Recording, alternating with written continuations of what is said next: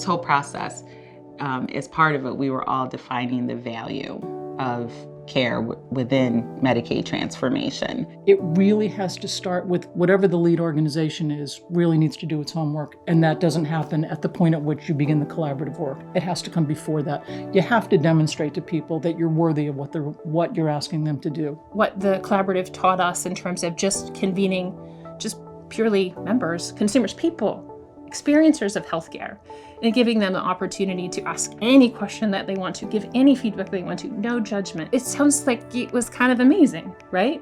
That's the right space. So like we've spent a lot of time bringing consumers into our space, our healthcare space. Maybe that was the wrong approach, right?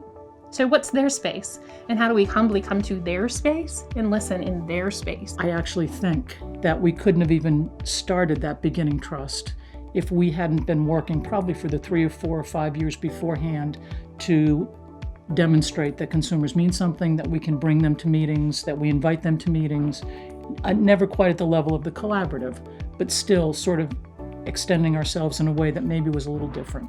Being prescriptive, saying this is what we need to do at the end of this process, you are closing the door to anything that anybody who comes to that table has to bring to the table. You've lost that already. It placed value on the voice of people with lived experience and why it's valuable through the recommendations, because individuals with lived experience are closer to the issues. If the people who are receiving services aren't motivated, interested, it's not about them, but about the needs of the system, the chances of anything useful happening is very, very low.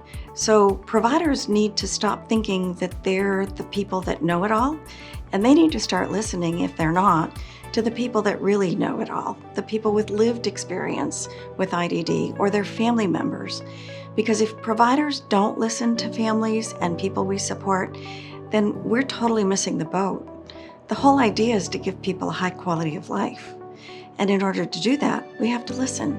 If it isn't about them and what they need, chances are it's not going to work. It certainly takes a level of sweat equity from the folks who are facilitating. It takes people to be humble as professionals, because we went into this saying, we have no idea where this thing's going to go, and we meant that. The transformative piece for me was really through our own experiences and sharing those stories, whether we've been experienced on advisory councils or collaboratives before, and having a combination of, we'll say, new voices or people that were new to the table and affirming their stories and them understanding the value of what they were contributing. I was so impressed by the level of knowledge that folks brought to the table.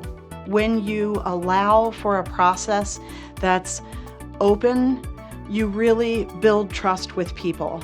And as you build the trust with them, they feel more comfortable talking about ideas that they have, experiences that they have had, and all of those things really help people to brainstorm. And they just really kind of feed off of each other and end up coming up with these brilliant ideas about what you can do and what the products are, what the recommendations are, that you never would have thought of in the beginning.